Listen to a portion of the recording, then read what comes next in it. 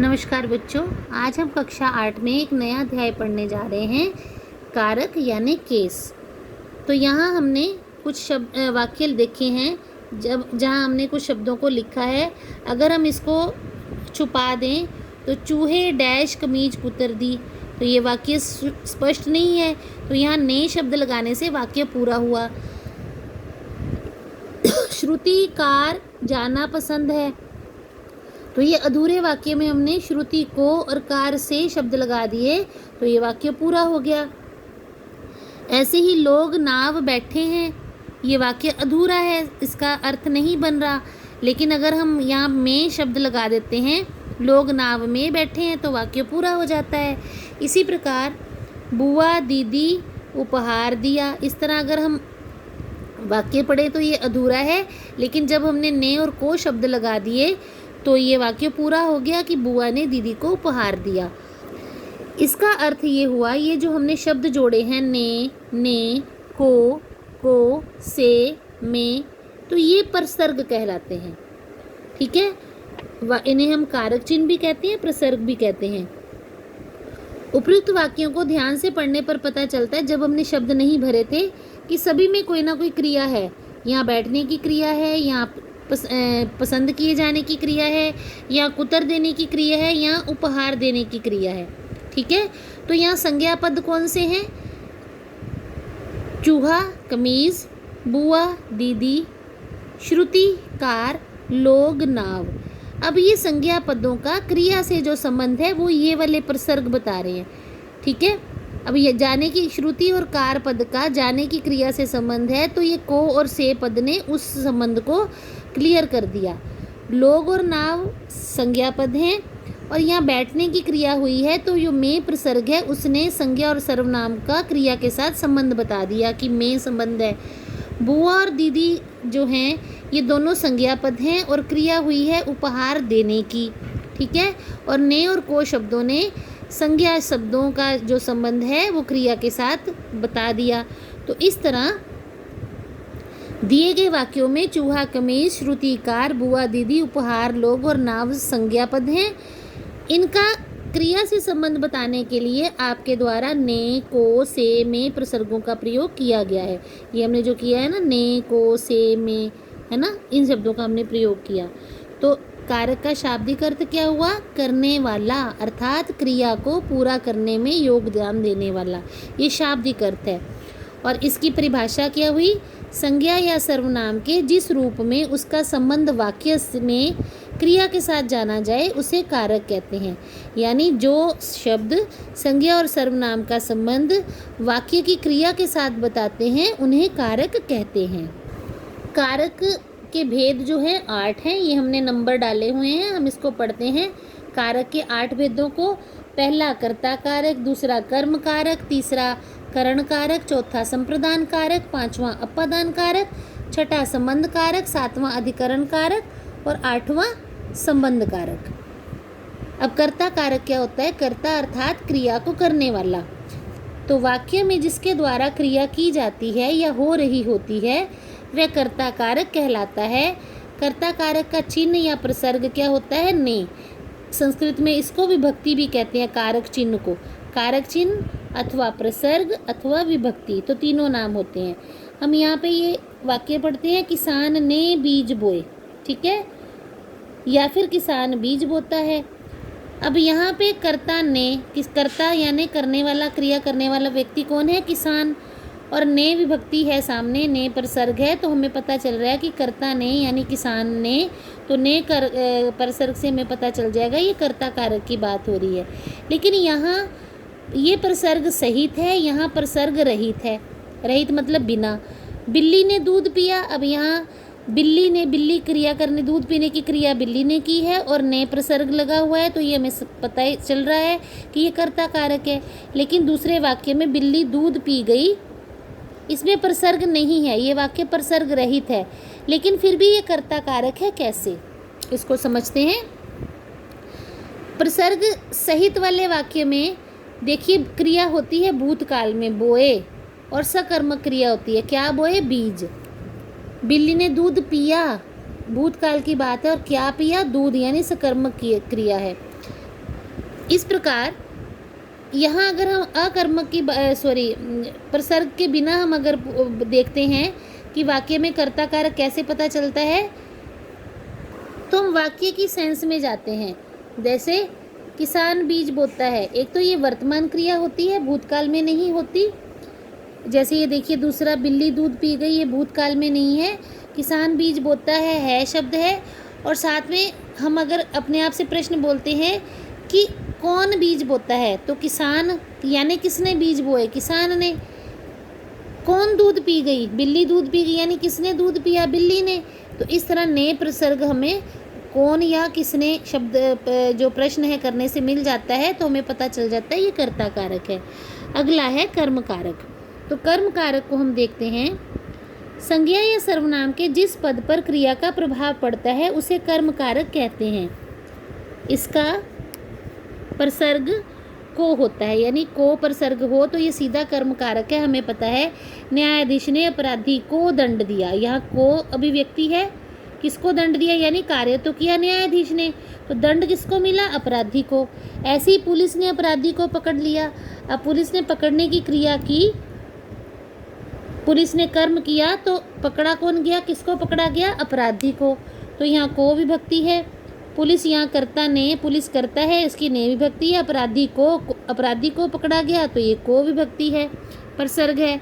Joker ने दर्शकों को हंसाया, यहाँ जोकर ने कर्ता कारक है और दर्शकों को हंसाया, यानी हंसाया किसको गया, दर्शकों को, तो यहाँ कर्म कारक है।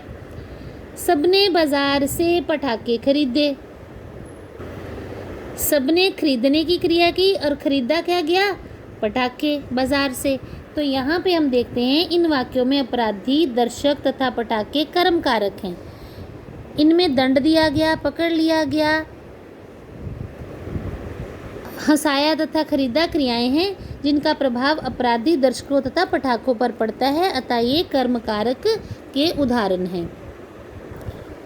अब अगला देखते हैं, वाक्य में कर्म की पहचान करने के लिए क्रिया के साथ क्या अथवा किसको लगाकर प्रश्न किया जाए तो जो उत्तर मिलता है वह कर्म कारक होता है। जैसे बच्चे ने तोते को हरी मिर्च खिलाई, ठीक है, तो हमने प्रश्न क्या करने हैं, क्या और किसको। क्या खिलाई, हरी मिर्च, किसको खिलाई, तोते को, ठीक है।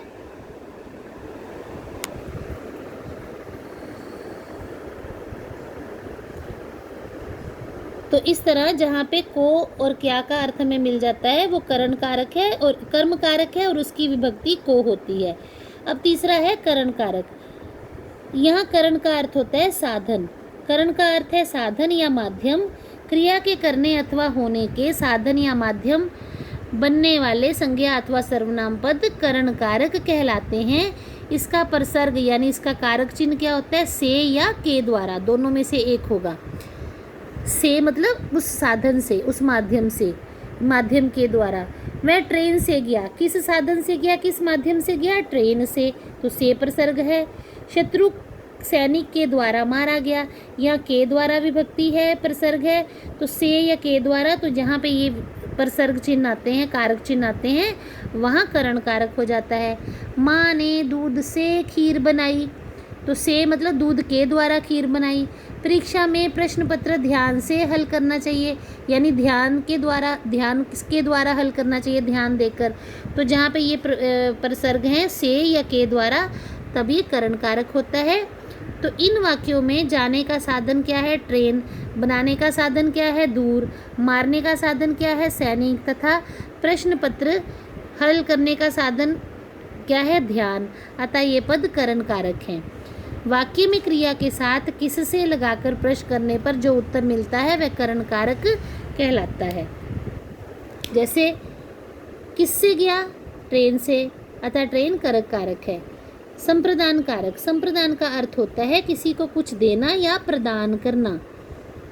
जब वाक्य में कर्ता द्वारा कुछ क्रिया की जाती है या कुछ दिया जाता है तो उस क्रिया को करने वाले अथवा देने वाले संज्ञा सर्वनाम पदों को प्रकट करने वाले जो शब्द होते हैं वो संप्रदान कारक कहलाते हैं। इसका प्रसर्ग होता है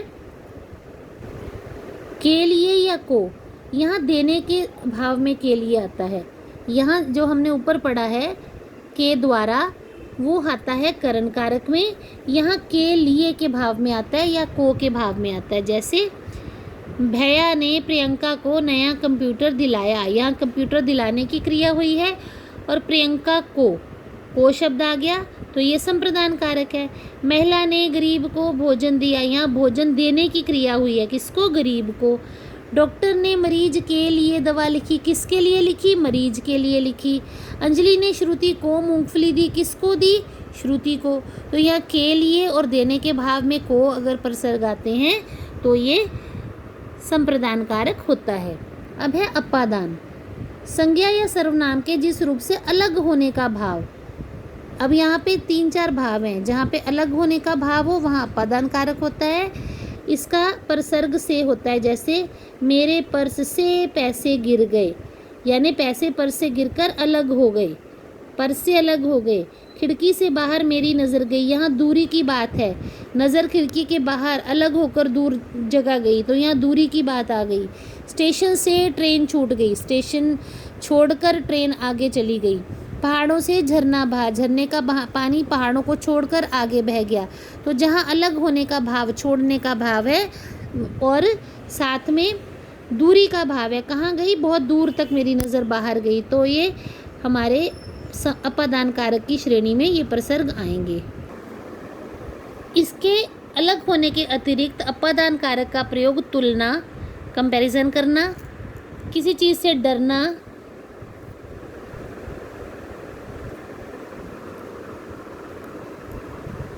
किसी चीज़ से डरने का भाव, किसी से कुछ सीखने का भाव या लजाने का भाव या घृणा आदि का जो भाव होता है, ये स्पष्ट नहीं आ रहा। हाँ देखिए, अपादान कारक का प्रयोग तुलना करने, डरने, सीखने, लजाने, घृणा आदि के भाव में जब आता है तब भी ये अपादान कारक कहलाता है। जैसे लक्ष्मण राम से छोटे थे, यहाँ तुलना का भाव है, राम और लक्ष्मण की तुलना है, तब भी ये अपादान कारक है। यहाँ से विभक्ति है, से प्रसर्ग है।